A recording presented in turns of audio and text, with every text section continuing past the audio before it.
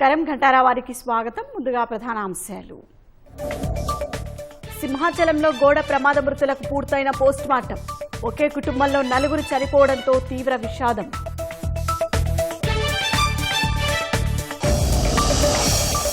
మృతుల కుటుంబాలకు ప్రభుత్వం 25 లక్షల చొప్పున పరిహారం. ఘటనపై విచారణకు 3 సభ్యులతో కమిటీ నియమించిన సీఎం.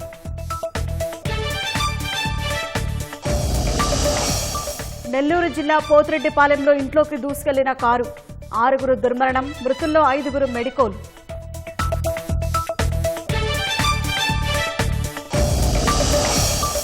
అమరావతిలో 49,000 కోట్ల విలువైన పనులకు శ్రీకారం చుట్టనున్న ప్రధాని.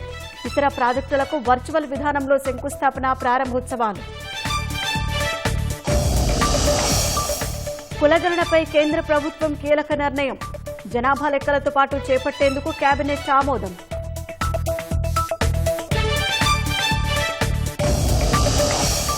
ఉగ్రదాడిపై భారత్ ప్రతీకారం తీర్చుకునే దిశగా చర్చలు. ప్రధాని అధ్యక్షతన సిసిఎస్, సిసిపిఐ కీలక సమావేశాలు.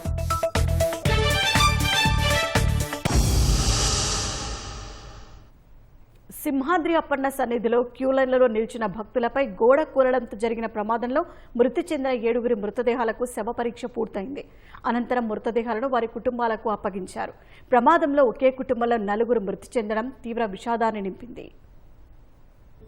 తెల్లవారుజామున సమయం సరిగ్గా 3:30 మనసులో సింహాచల లక్ష్మీ నరసింహుడిని తలుచుకుంటూ ఆయన దర్శనార్థం వేచి ఉన్న జనం. అంతలోనే పెద్ద శబ్దం. తీరా చూస్తే కళ్ల ముందే కూలిన గోడ. దాని కింద పడి 7 దుర్మరణం. విశాఖ జిల్లా సింహాద్రి అప్పన్న సన్నిధిలో జరిగింది ఈ పెను విషాదం.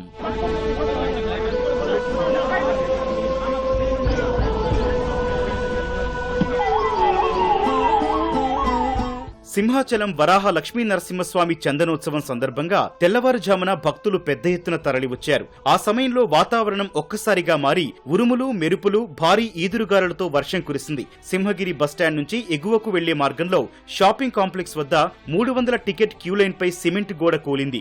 మహిళల ఆర్తనాదాలు మిన్నంటాయి. వెంటనే రంగంలోకి దిగిన ఎస్డీఆర్ఎఫ్, ఎన్డీఆర్ఎఫ్ దళాలు సహాయక చర్యల్లో పాల్గొన్నాయి. శిథిలాల కింద చిక్కుకొని 7 మృతి చెందారు. ఘటనలో మృతి చెందిన వారు తూర్పుగోదావరి జిల్లా మాచవరానికి చెందిన పత్తి దుర్గాస్వామి, కుమ్మపట్ల మణికంఠ, విశాఖ అడవివరానికి చెందిన ఎడ్ల వెంకట్రావు, విశాఖ వెంకోజీపాలెంలోని హెబీ కాలనీకి చెందిన గుజ్జరి మహాలక్ష్మి, ఉమానగర్కి చెందిన పైలా వెంకటరత్నం, విశాఖ మధురవాడకు చెందిన పిల్లా ఉమామహేష్, పిల్లా శైలజగా గుర్తించారు. ప్రవీణ్ కుమార్ అనే వ్యక్తిని కాపాడి విమ్స్కు తరలించారు.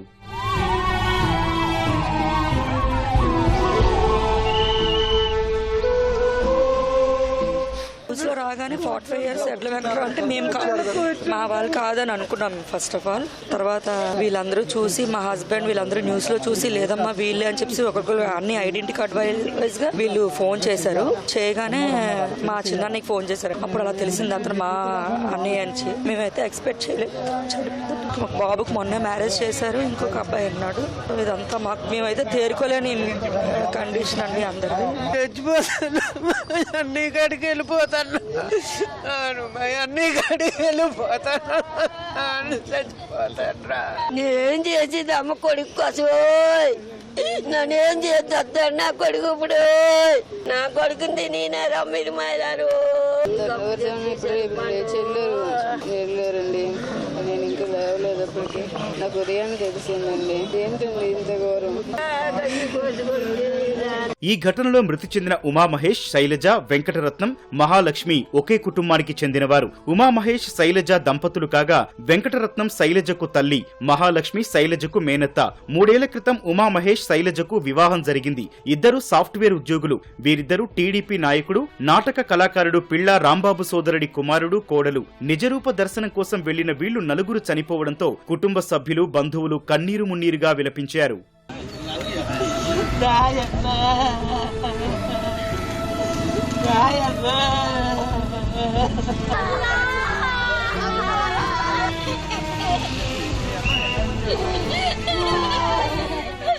చాలా బాగుండేవాళ్ళు.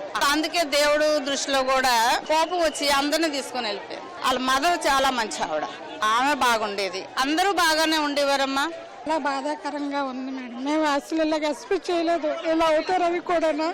మేము చాలా కలిసి అమ్మ నేను గుడికి వెళ్తున్నానమ్మా, అమ్మ నేను గుడికి వెళ్తున్నానమ్మా, నాకు విఐపి టికెట్ వచ్చిందమ్మా, నేను వెళ్తున్నానమ్మా, మీరు ఎవరైనా వస్తారని పక్క వాళ్ళు కూడా అడిగారు, ఇలాగ నావుని కూడా అడిగారు. మేము ఎవరైనా రావమ్మా మీరు వెళ్ళండి అని అన్నారు. కానీ ఆవిడ తెల్లవారు మాకు ఆ షాకింగ్ న్యూస్ తెలియకండి, అమ్మ ఫ్యామిలీ ఒక్క ఇంట్లో నలుగురా అనేసి మాకు చాలా బాధాకరంగా ఇదయ్యాము. మేము ఆ షాక్లో నుంచి ఇంకా కోలుకోలేకపోతున్నాము.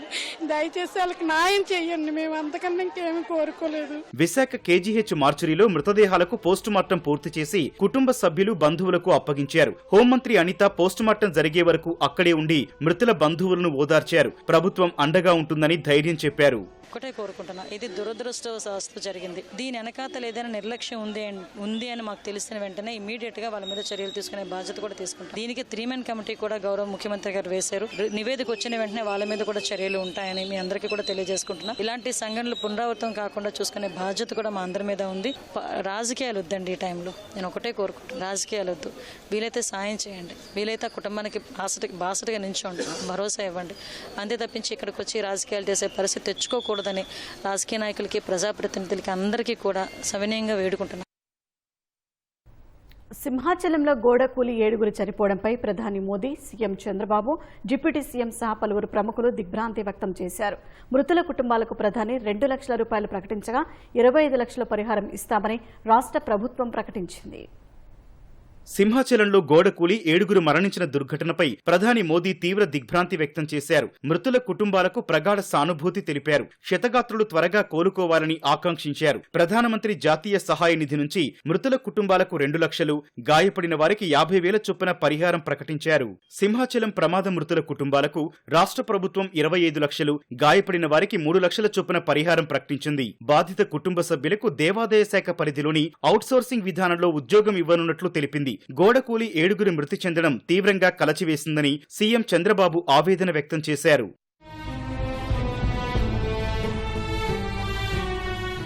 సింహాచలంలో ఈ దుర్ఘటన దురదృష్టకరమని ఉప ముఖ్యమంత్రి పవన్ కళ్యాణ్ అన్నారు. బాధిత కుటుంబాలకు ప్రభుత్వం అండగా ఉంటుందని హామీ ఇచ్చారు. క్షతగాత్రులకు మెరుగైన వైద్యం అందించాలని సూచించారు. దుర్ఘటన తీవ్ర ఆవేదనకు గురిచేసిందని మంత్రి లోకేష్ అన్నారు. దుర్ఘటనపై బీజేపీ రాష్ట్ర అధ్యక్షురాలు పురంధేశ్వరి దిగ్భ్రాంతి వ్యక్తం చేశారు. మృతుల కుటుంబాలకు మంత్రులు ఆనం రామనారాయణ రెడ్డి, బీసీ జనార్దన్ రెడ్డి, నిమ్మల రామానాయుడు, అచ్చెన్నాయుడు, అనగాని సత్యప్రసాద్, కొల్లు రవీంద్ర, సంధ్యారాణి, గొట్టిపాటి రవి, నారాయణ, స్పీకర్ అయ్యన్న పాత్రుడు ప్రగాఢ సానుభూతి తెలిపారు.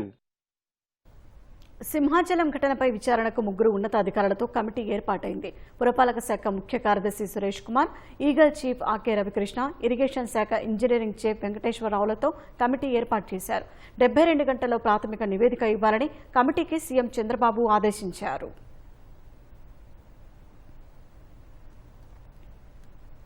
నెల్లూరు జిల్లాలో దారుణం జరిగింది. కోవూరు మండలం పోతిరెడ్డిపాలెం వద్ద కారు బీభత్సం సృష్టించింది. ఈ ప్రమాదంలో 6 మృతి చెందగా 1కి గాయాలయ్యాయి. అత్యంత వేగంగా వచ్చిన కారు రోడ్డు పక్కన మట్టి గుట్టను ఢీకొని పల్టీలు కొట్టి ఇంట్లోకి దూసుకెళ్లింది. ఈ ఘటనలో కారులో ఉన్న 5 వైద్య విద్యార్థులు అక్కడికక్కడే మృతి చెందారు. కారు ఢీకొని ఇంట్లో ఉన్న వెంకట రమణయ్య అనే వ్యక్తి మరణించారు. గాయాలైన విద్యార్థిని ఆసుపత్రికి తరలించి చికిత్స అందిస్తున్నారు. బుచ్చిరెడ్డిపాలెంలో స్నేహితుడి నిశ్చితార్థానికి కారులో వెళ్లి వస్తుండగా ప్రమాదం జరిగింది. మృతి చెందిన విద్యార్థులు నెల్లూరు నారాయణ వైద్య కళాశాలలో 2nd ఇయర్ చదువుతున్నట్లు గుర్తించారు. మృతదేహాలను శవ పరీక్ష నిమిత్తం నెల్లూరు జీజీహెచ్కు తరలించారు. సమాచారం తెలిసిన వైద్య విద్యార్థులు ఆసుపత్రి వద్దకు భారీ ఎత్తున తరలివచ్చారు. నీరుచితలకి కారు లోపల ఉంది, ఇంట్లో పడిపోయి ఉంది. వాళ్ళు ఏదో పెళ్లికి వెళ్ళేసి వస్తుండే జరిగిందంట. ఆ పిల్లకాయలు కారు దాల్తున్నాడు. ఇంట్లో ఉన్నాడు, నేను కూడా లేను ఇంట్లో ఉంటే ఇంట్లోకి వెళ్ళిపోయింది కారు. గోడ ఇల్లు అంతా పడిపోయింది. చనిపోయి గోడ కింద పడిపోయి ఉన్నాడంట. వెంకటరమణయ్య మా భర్త. ఏం పని చేయలేడు, కూర్చొని ఉంటాడు ఇంట్లో. టిఫిన్ అంగడి మాది, అదే చేసుకొని ఉంటాం ఇంట్లోనే. కోవూరు మండలం పోతిరెడ్డిపాలెం దగ్గర ఒక కారు అదుపు తప్పి ఒక ఇంట్లో ఇట్టించిందండి. ఇట్టివ్వడంతో ఆ ఇంట్లో ఉన్న పెద్ద ఒక ఆయన చనిపోయారు. అలాగే కారులో 6 మెడికల్ స్టూడెంట్స్ ఉన్నారు. ఆ 6 మెడికల్ స్టూడెంట్స్లో ఆల్రెడీ 5 పీపుల్ ఇప్పటికి వాళ్ళు చనిపోయారు. ఇంకొక పర్సన్ కొద్దిగా స్టేట్ ఆఫ్ కామాలో ఉన్నారు. సో వీళ్ళంతా కూడా ఒక ఫ్రెండ్ వాళ్ళ సిస్టర్ ఫంక్షన్కి వెళ్ళి రిటర్న్ అయ్యి వస్తున్నారు. సో మధ్యాహ్నం 2 o'clockకి వాళ్ళు కాలేజ్కి అటెండ్ అవ్వాల్సి ఉండే. సో దానికోసం గాను నాకు తెలిసి రిటర్న్ అవ్వడంలో కంగారుగా రిటర్న్ అవుతున్నట్టున్నారు. వాళ్ళు అదుపు తప్పి సైడ్ ఉన్న హౌస్ని ఢీకొట్టడంతో అక్కడ హౌస్ క్రాష్ అయిపోయింది. సో వీళ్ళందరూ కూడా చనిపోయారు. అందరూ కూడా second year students, medical students. Amaravati పనుల పునః ప్రారంభోత్సవానికి ఎల్లుండి ప్రధాని నరేంద్ర మోదీ రాష్ట్రానికి రానున్నారు. రాజధాని అమరావతిలో చేపట్టే 49,040 కోట్ల రూపాయల విలువైన పనులకు ప్రధాని శంకుస్థాపనలు చేయనున్నారు. శాశ్వత హైకోర్టు, సచివాలయం, అసెంబ్లీ భవనాలు, న్యాయమూర్తుల నివాస సముదాయం, ఎమ్మెల్యేలు, మంత్రుల గృహ సముదాయం, ఆల్ ఇండియా సర్వీసెస్ అధికారుల గృహ సముదాయం నిర్మాణాలకు ప్రధాని శంకుస్థాపనలు చేయనున్నారు. రాజధాని ప్రాజెక్టులతో పాటు పెద్ద ఎత్తున కేంద్ర ప్రాజెక్టులకు ప్రధాని మోదీ శంకుస్థాపనలు, ప్రారంభోత్సవాలు చేయనున్నారు. DRDO, DPIIT, NHAI, రైల్వేకు సంబంధించిన మొత్తం 57,962 కోట్ల రూపాయల విలువైన ప్రాజెక్టులకు ప్రధాని శంకుస్థాపనలు చేయనున్నారు. నాగాయలంకలో దాదాపు 1,500 కోట్లతో మిసైల్ టెస్ట్ రేంజ్కు, విశాఖలో కేంద్ర ప్రభుత్వం నిర్మించే యూనిటీ మాల్కు 293 కోట్ల రూపాయలతో, గుంతకల్ వెస్ట్ నుంచి మల్లప్ప గేట్ వరకు చేపట్టిన రైల్వే ప్రాజెక్టుకు వర్చువల్గా ప్రధాని శంకుస్థాపన చేస్తారు. 3,176 కోట్ల విలువైన నేషనల్ హైవే ప్రాజెక్టులను ప్రారంభించనున్నారు. 254 కోట్ల రూపాయలతో పూర్తి చేసిన కాజీపేట విజయవాడ 3వ లైన్ను ప్రధాని ప్రారంభిస్తారు. గుంటూరు గుంతకల్ డబ్లింగ్ ప్రాజెక్టులో బుగ్గనపల్లి పాండ్యం లైన్లకు ప్రారంభోత్సవం చేస్తారు. రాజధాని అమరావతిలో ప్రధాని మోదీ పర్యటన కోసం ఏర్పాట్లు దాదాపు పూర్తయ్యాయి. సభా ప్రాంగణం వద్ద ఏర్పాట్లను మంత్రి నారాయణ పరిశీలించారు. అధికారులకు పలు సూచనలు చేశారు. అమరావతి పనుల పునఃప్రారంభ వేడుకకు లక్షల మంది వచ్చే అవకాశం ఉన్నందున రవాణా, పార్కింగ్ ఎంతో కీలకమని మంత్రి నారాయణ తెలిపారు. వర్షం వచ్చినా ఇబ్బంది లేకుండా ప్రత్యామ్నాయం చూడాలన్న సీఎం సూచన మేరకు ఏర్పాట్లు చేస్తున్నామని చెప్పారు. 7,000 వరకు బస్సులు, 3,000 కార్లకు పార్కింగ్ ఏర్పాటు చేస్తున్నట్లు వివరించారు. అన్నిటికంటే ముఖ్యంగా ట్రాన్స్పోర్ట్ ఒకటి, పార్కింగ్, ఈ 2 విషయాలని ప్రతిరోజు 2 పూట్ల అటు పోలీస్ అధికారులు, ట్రాన్స్పోర్ట్ అధికారులు, సిఆర్డీ అధికారులు, అటు కలెక్టర్లు అందరూ డిస్కస్ చేస్తున్నాం. అది కూడా ఒక కొలిక్కి వచ్చింది. ముఖ్యమంత్రి గారికి చాలా క్లియర్గా రెయిన్ వస్తే, వర్షం వస్తే పార్కింగ్కి ఎటువంటి ఇబ్బంది లేకుండా ఆల్టర్నేట్ చూడమన్నారు. దానికి యాక్చువల్గా పోలీస్ డిపార్ట్మెంట్ వాళ్ళకి యాక్చువల్గా ఇన్స్ట్రక్షన్ ఇచ్చాం. ఒకవేళ రెయిన్ ఏదన్నా వచ్చి పార్కింగ్, ఎందుకంటే ఇది బ్లాక్ కాటన్ సాయిల్, పార్కింగ్లో పెట్టలేకపోతే ఇక్కడ రోడ్లు ఉన్నాయి. సిఆర్డీ 2014-19లోనే 300 కిలోమీటర్లు రోడ్స్, ట్రంక్ రోడ్స్, అంటే 1 లేయర్, 2 లేయర్, 3 లేయర్లు వేస్తున్నారు. వాటినన్నింటినీ పరిశీలి చేసుకోమన్నాం. సుమారు 6,500 నుంచి 7,000 బస్సులు వస్తాయని ఎక్స్పెక్ట్ చేస్తున్నాం. అదేవిధంగా కార్లు తీసుకుంటే ఒక 3,000 పైగా వస్తాయని పార్కింగ్ ఏర్పాటు చేశారు. రాజధాని గ్రామాల్లో ఆహ్వానాల పంపిణీ సందడిగా సాగుతుంది. రాజధాని పునర్నిర్మాణ పనులకు కుటుంబ సమేతంగా రావాలంటూ భూములిచ్చిన రైతులకు సిఆర్డీఎస్ సిబ్బంది ఆత్మీయ ఆహ్వానం పలుకుతున్నారు. మహిళలకు బొట్టు పెట్టి మరీ కార్యక్రమానికి రమ్మని ప్రభుత్వం పిలుస్తోంది.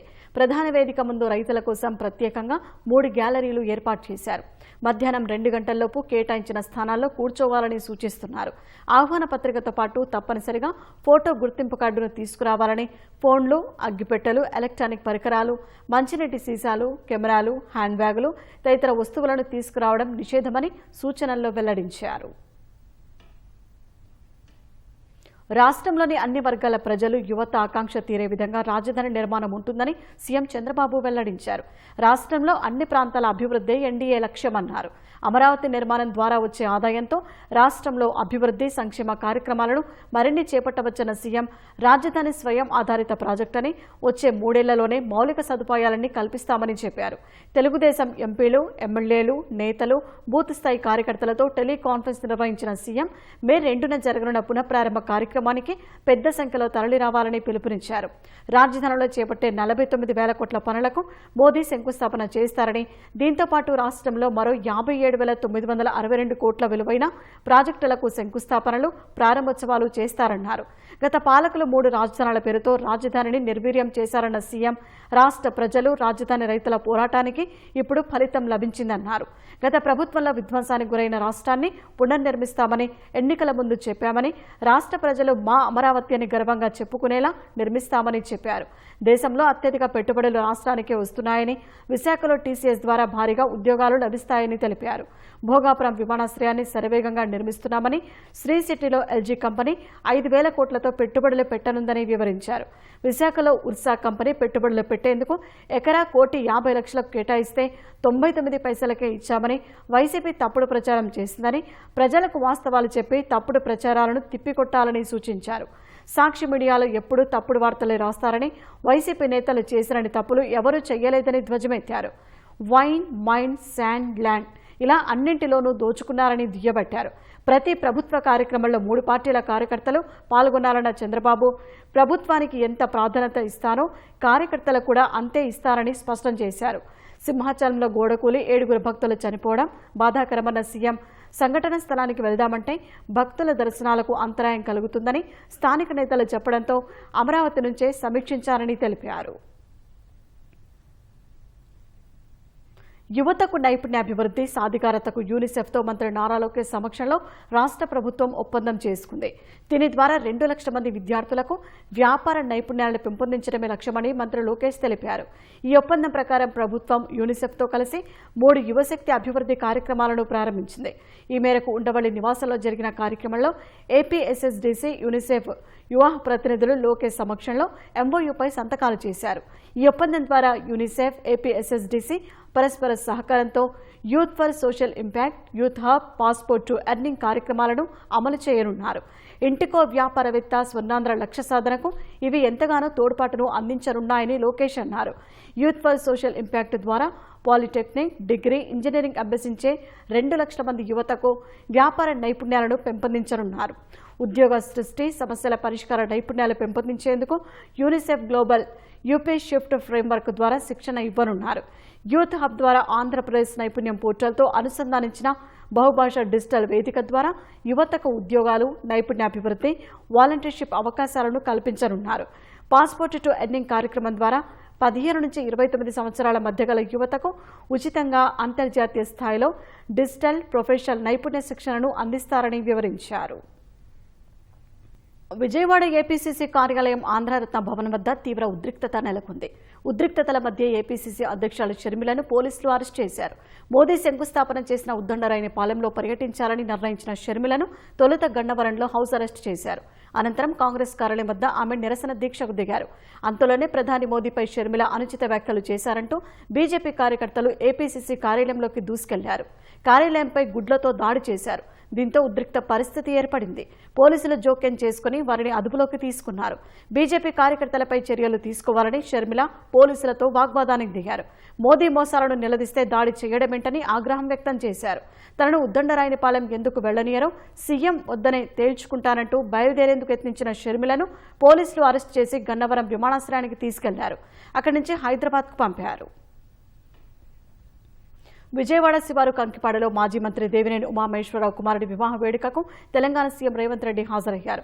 మొదటి హెలికాప్టర్లో విజయవాడ చేరుకున్న రేవంత్ రెడ్డికి మంత్రులు పయ్యావల కేశవ్, నిమ్మల రామానాయుడు, బీసీ జనార్దన్ రెడ్డి స్వాగతం పలికారు. తర్వాత రేవంత్ రెడ్డి, మంత్రి నారా లోకేష్ వివాహ వేడుకకు కలిసి వెళ్లారు. ఈ వేడుకకు ముఖ్యమంత్రి చంద్రబాబు సతీమణి నారా భువనేశ్వరి, తెలుగు రాష్ట్రాలకు చెందిన పలువురు రాజకీయ ప్రముఖులు, సుప్రీంకోర్టు మాజీ ప్రధాన న్యాయమూర్తి జస్టిస్ ఎన్వి రమణ, ఇతర ప్రముఖులు హాజరయ్యారు. నూతన వధూవరులు నిహార్, సాయి నర్మదను ఆశీర్వదించారు. గతంలో టీడీపీతో ఉన్న అనుబంధంతో తెలంగాణ ముఖ్యమంత్రి రేవంత్ రెడ్డి తెలుగుదేశం నేతలతో కొద్దిసేపు ఆత్మీయంగా ముచ్చటించారు. తర్వాత జనసేన అధినేత పవన్ కళ్యాణ్ కూడా వివాహానికి హాజరై వధూవరులను ఆశీర్వదించారు.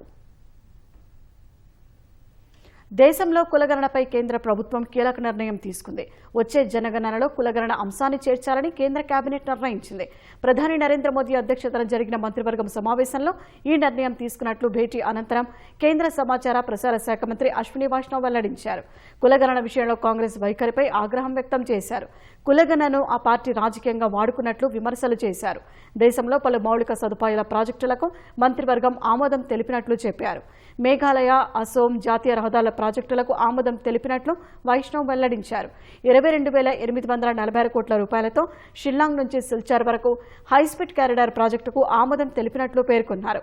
క్వింటా చెరకకు అదనంగా 15 రూపాయలను చెల్లించాలని నిర్ణయించినట్లు చెప్పారు. క్వింటా చెరకకు 355 రూపాయలు మద్దతు ధర చెల్లించాలని మంత్రివర్గం నిర్ణయించిందని అశ్విని వైష్ణవ్ వెల్లడించారు. Congress governments have always opposed caste census. Caste was not included in all the census operations conducted since independence. Most of the political parties had recommended caste census. Despite this, Congress government decided to conduct only a survey of caste instead of a caste census.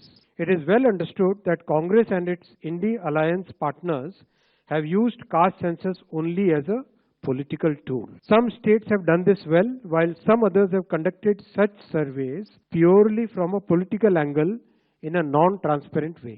Such surveys have created doubts in the society. The Cabinet Committee of Political Affairs has decided today that caste enumeration should be included in the forthcoming census. కులగణనపై తమ ప్రభుత్వం చారిత్రాత్మక నిర్ణయం తీసుకుందని కేంద్ర హోంశాఖ మంత్రి అమిత్ షా అన్నారు. సామాజిక న్యాయానికి మోదీ సర్కార్ కట్టుబడి ఉందని ఎక్స్ వేదికగా వెల్లడించారు. ఈ నిర్ణయం ఆర్థికంగా, సామాజికంగా వెనుకబడిన తరగతులందరికీ సాధికారత కల్పిస్తుందన్నారు. అణగారిన వర్గాల పురోగతికి కొత్త బాటలు వేస్తుందని షా పేర్కొన్నారు. తాజా నిర్ణయం సామాజిక సమానత్వం, ప్రతి వర్గం హక్కుల పట్ల తమ ప్రభుత్వ నిబద్ధతను చూపిస్తుందన్నారు. అధికారంలో ఉన్నప్పుడు దశాబ్దాలుగా కాంగ్రెస్, దాని మిత్రపక్షాలు కులగణనను వ్యతిరేకించాయని ఆరోపించారు.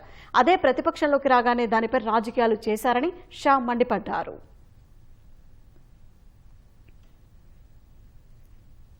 పహల్గాంలో ఉగ్రదాడి తర్వాత కేంద్రంలో పరిస్థితులు వేగంగా మారుతున్నాయి. ఉగ్రదాడికి భారత్ ప్రతీకారం తీర్చుకునే సూచనలు కనిపిస్తున్నాయి. ఈ మేరకు దేశ భద్రతపై ప్రధాని నరేంద్ర మోదీ వరుసగా కీలక భేటీలు నిర్వహిస్తున్నారు. తాజాగా దేశ భద్రతపై అత్యున్నత నిర్ణయాలు తీసుకునే భద్రతా వ్యవహారాల కేబినెట్ కమిటీ సిసిఎస్ ప్రధాని మోదీ అధ్యక్షతన రెండోసారి సమావేశమైంది. ఈ సమావేశంలో రక్షణ మంత్రి రాజ్నాథ్ సింగ్, కేంద్ర మంత్రులు అమిత్ షా, జయశంకర్, నిర్మలా సీతారామన్ పాల్గొన్నారు. ఈ భేటీ అనంతరం రాజకీయ వ్యవహారాల కేబినెట్ కమిటీ సిసిపిఏ సమావేశం జరిగింది.